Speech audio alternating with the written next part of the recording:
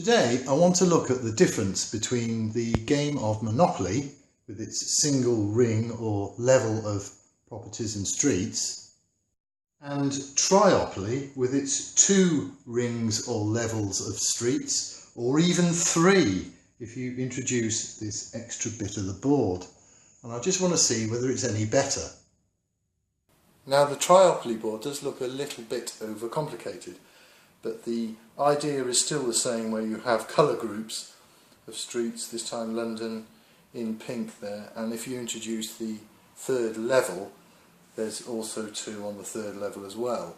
Sometimes there's four, sometimes there's three, and sometimes there's only two in a colour group. To develop your properties and streets in Monopoly, it's just a simple case of buying houses which all cost the same amount, and then eventually, as you know, you change your four houses for a hotel, and that's about as far as it goes.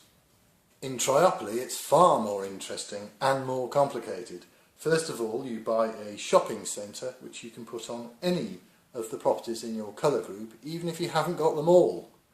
So in this particular case, where we're only playing on the first two layers, so we'll remove that, you only need these two properties to develop more than a shopping centre.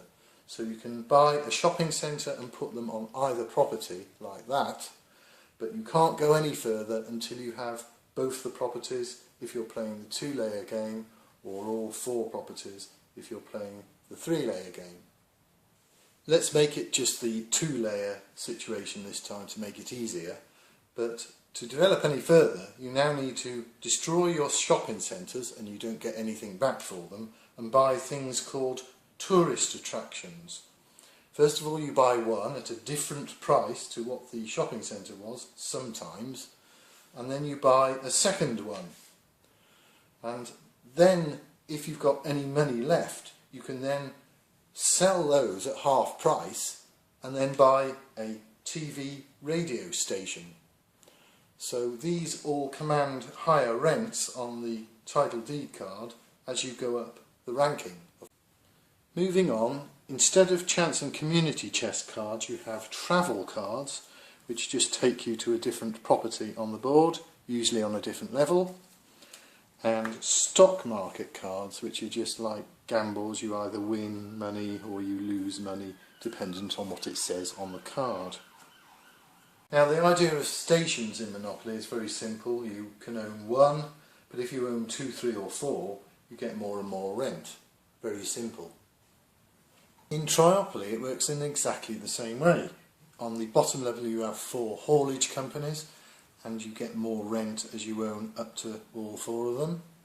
On the middle layer is a shipping company, and there are 4 of those, and again you get increasing rents. This time they're even higher because they cost £300 as opposed to the haulage which was only £200.